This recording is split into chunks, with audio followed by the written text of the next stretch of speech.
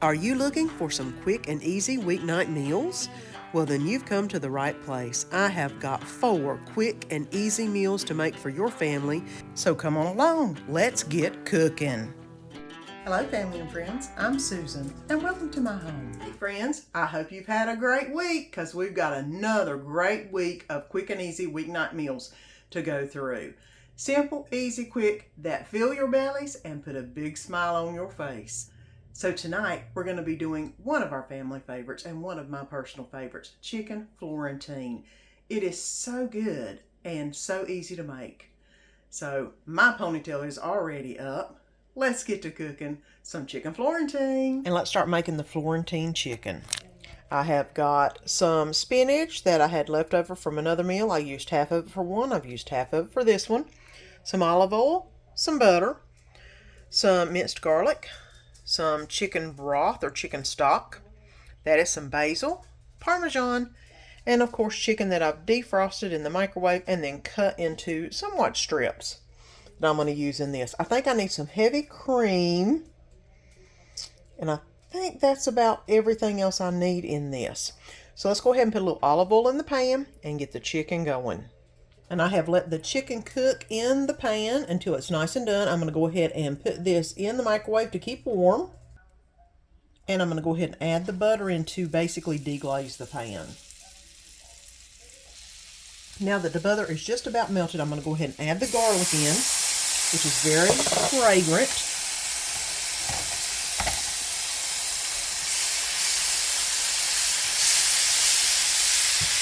And I don't want to burn the garlic, so I've already got it started. Let me go ahead and add in the chicken broth.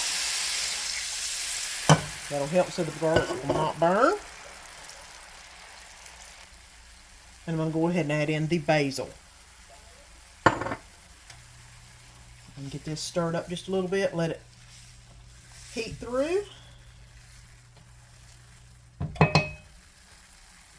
And this has been thinning down just a little bit. I'm going to go ahead and add in the cup of heavy cream, which is cool, and it's going to cool it down just a little bit. I'm going to go ahead and use my whisk to whisk all the good stuff off the bottom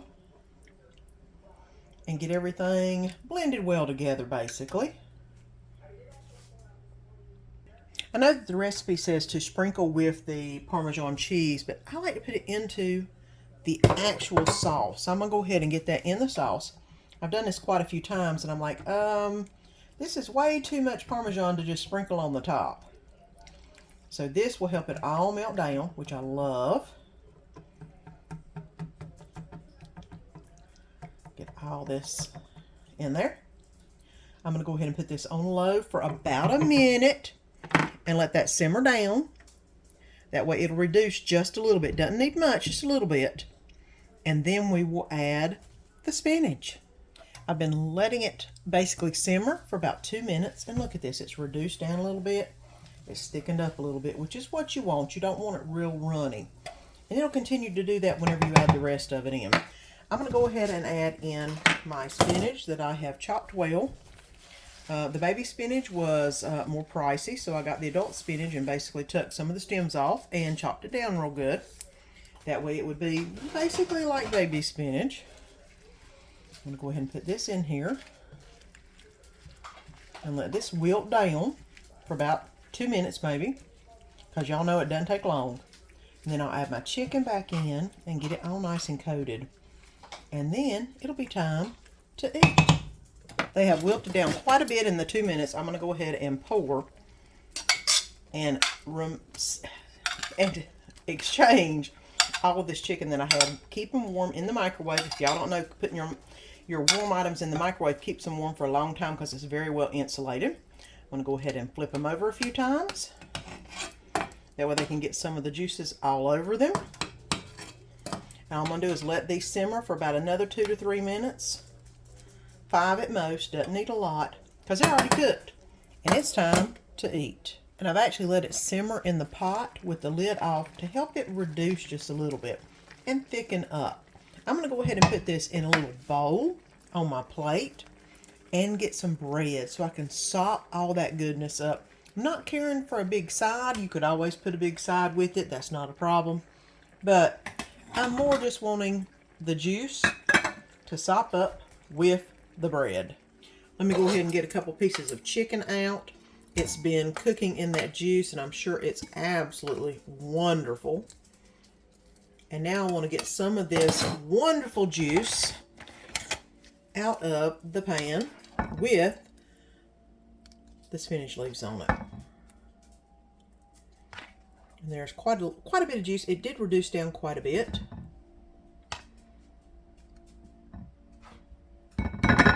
Okay. Now we've got lots of goodness going on. I'm going to go ahead and put a couple pieces of the Asiago cheese bread in here, because you know I love it. Chicken Flourentine with a little Asiago bread to dip into the good juices. And that is what's for supper tonight. Are you ready for a little Mexican flair? Well, I have the recipe tonight. It is called Mexican beef and rice skillet. One pot meal, always a good one. I think this week's kind of got that theme going through it. Last night was a one pot meal, tonight's a one pot meal, so is Wednesday and Thursday. One pan or one pot, and you've got your meal made without creating a whole lot of mess. So come on, let's get to making some Mexican beef and rice skillet. And let's get to making some Mexican beef rice. I've got 1 pound of hamburger meat, some olive oil, some taco seasoning, some Cinto tomato paste. I've got a 16-ounce can of chunky salsa. I've got some minced garlic, a can of corn, a can of black beans, 1.5 cups of beef stock, an orange bell pepper, a little bit of cheese to put on top, and of course 1 nice large Vidalia onion I've chopped up. So let's get to going on simmering the onion while the rice is parboiling on the stove. And I've got a tablespoon of olive oil in the pan. I'm going to go ahead and add in the onion. And I'm going to let this saute up for about, it says 2 minutes, until it gets nice and clear. Now that we've sauteed the onions for about 2 minutes and they look nice and kind of brownish on some places, I'm going to go ahead and add the garlic in, which will make it smell amazing. And the hamburger meat goes in now. You would have thought it would went in first, but it doesn't. It goes in after the onion and the garlic. So I'm going to go ahead and let this brown up, and then we'll come back. And this has been cooking for about 2-3 minutes. I'm going to go ahead and add in the peppers and get them all stirred in. And let this cook down for about a minute. Doesn't take long. And those peppers are beautiful orange. Alright, and that has cooked for about a minute. It's not completely cooked down pepper-wise, but it's getting there. So let's go ahead and get everything else in. I'm going to go ahead and add the tomato paste, which is 1 tablespoon of tomato paste. If I can get it to come out of the container here. There we go. Taco seasoning. A little bit of salt and pepper.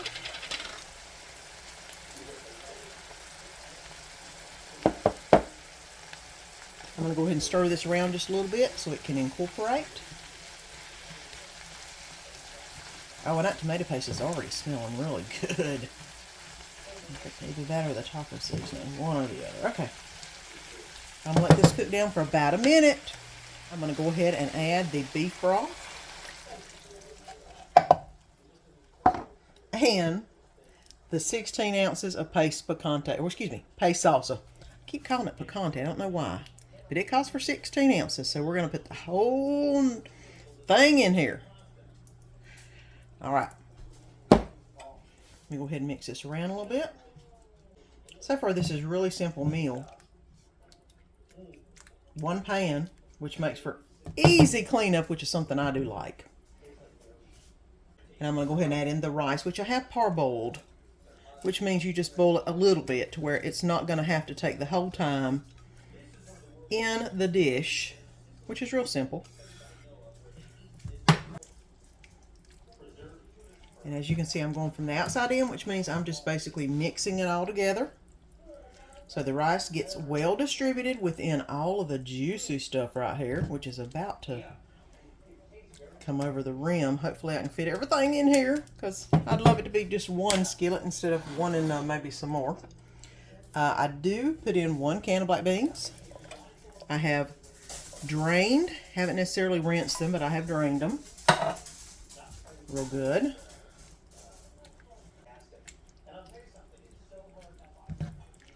And some whole kernel corn. 1 can of corn is about 2 cups. So I'm going to put in about 1 cup, which would be about half a can. So that looks like about right. All right. I mean, I love corn. I could put the whole can in. I probably should, just because I'm going to be the main one eating it, I'm sure. Okay, now I'm going to go ahead and mix this around. Turn it on low and let it simmer for about 15 minutes. So it's on low, lid is on so it doesn't boil over, and we'll come back after this gets completely done. And we've let it cook for about 15 minutes, and look how big that got. Oh my goodness. This is now ready to be put in a plate and eaten. So let's get it plated up. And here we go. It's on the plate. I'm going to add a little bit of sour cream to it and some Mexican cheese. If you need a little bit more spice, you can always add some taco sauce or some red and green like I usually like to do. But this is looking pretty good to me. I think we're about to eat some Mexican beef and rice. And here you go. Mexican beef and rice. It's what's for supper tonight. I tell you what, that Mexican beef and rice skillet last night was so good, and tonight looks really promising too. It is a chicken pot pie noodle skillet. Sounds delicious, however you want to say it. I love chicken pot pie and I love noodles, so it's a win-win in my book. So come on, let's get to making some chicken pot pie noodle skillet. And let's put together some chicken pot pie noodle skillet. I have got a can of mixed vegetables instead of the carrots and peas they're calling for. Some garlic, some flour, salt and pepper, some egg noodles, some butter, chicken broth, some heavy whipping cream, and a cup and a half of boiled chicken that I have cut up, and an onion. So we're going to go ahead and get this started up.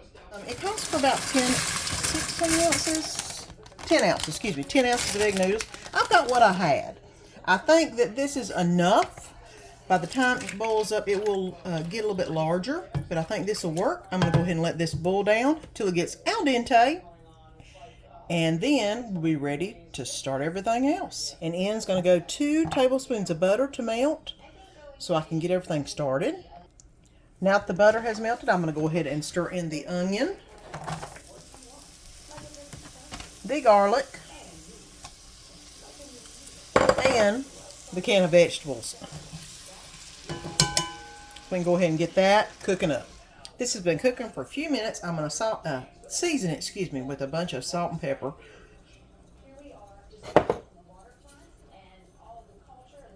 All right, that's looking good. It's smelling good.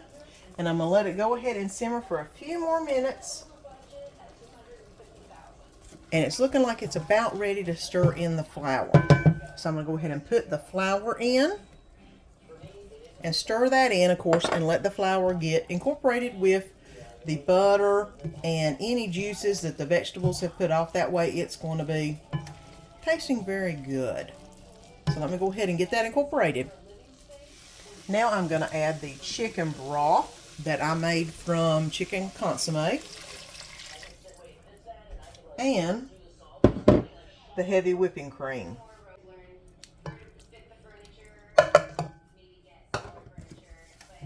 And I'm going to let that mix in real good. I'm going to let this come to a boil and then reduce to a simmer. I'm going to stir occasionally, and then I'm going to let this simmer for about 5 minutes. This is cooked for 5 minutes. I have drained the pasta. And I'm going to go ahead and put it into the juice and the vegetables and stuff. And I don't know how you could have put more. This is about 6 or 7 ounces of pasta. I don't know how you could put 10 in here, but they said you can, but I don't know about that. So I went ahead and put that in. And I'm going to go ahead and add in the chicken, which I've cut up in big pieces. I probably could have done smaller, but I can eat noodles with vegetables and not have a piece of chicken, and it'd be just fine with me. So now that is looking really good. Now's the time whenever you want to add a little extra seasoning to it. And I am going to put some of my homemade chicken seasoning in here. I will list it down below. I've been making this since Ashley was 9. She's now 31. And it is so good on chicken pies. I love it. So this needs to simmer for just a minute to warm up the chicken. And then it'll be ready to plate up. And that's looking really good and smelling amazing, guys. I wish you could smell it. And here you go. Here is the chicken pot pie noodle skillet. It looks really good. I've added a little more of my chicken spice, salt and pepper. And it is ready to eat. So let's dig in. Well, tonight's meal has an unusual name, but it's really, really good. It's called Porcupine in a Skillet. Quick, simple, easy. Another one of those one-pan meals we've been doing this week. So let's go ahead and get making this last recipe. Porcupine in a skillet. Okay, and let's get going with Porcupine in a Skillet. And no, I'm not kidding. That's actually the name. You're going to need 1 pound of ground beef, and I'm browning that up and going to drain it out. And then a package of dry onion soup mix. 1.5 cups hot water, which I'll get here in a minute. 3/4 a cup of long grain rice. A 16-ounce can of tomatoes. 1 cup of cheese, and of course I'm going to use Mexican cheese in this. And a 1/2 cup of chopped onions. Simple recipe. And I have browned the hamburger meat. Now I'm going to drain some of the juice as much as I can with this towel. Okay, and I wound up having to drain all of the juice. And Buddy smells something cooking. Look at the baby. Okay, I'm going to finish cooking. You can stay there and watch if you want to. Alright. Okay, and while the puppy looks on and waits for Mom to drop a little something, I'm going to go ahead and add the 1/2 cup chopped onions to the pan. Let them start getting, not caramelized, but letting them get a little bit more opaque. There we go. Now I've let this saute just a little while. Buddy, what you doing? Waiting for cheese? Waiting for cheese to drop? He's right below my legs here. Okay, so we're going to add in 1 packet of the onion soup mix.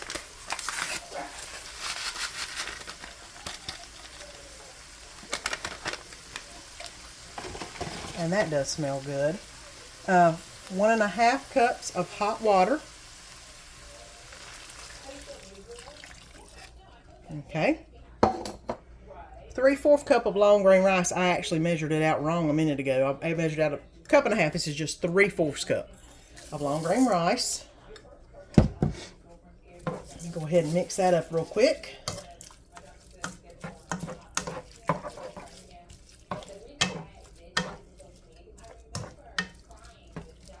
Okay, now I'm going to put in a can of diced tomatoes. Let me go ahead and get that all stirred around, because of course the juice from that diced tomatoes will help cook the rice.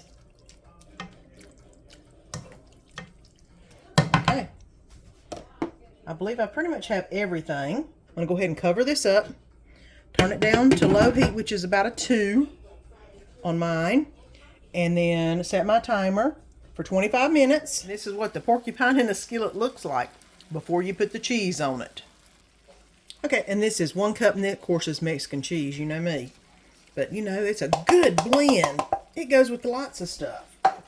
So, I'm going to go ahead and sprinkle some cheese on top.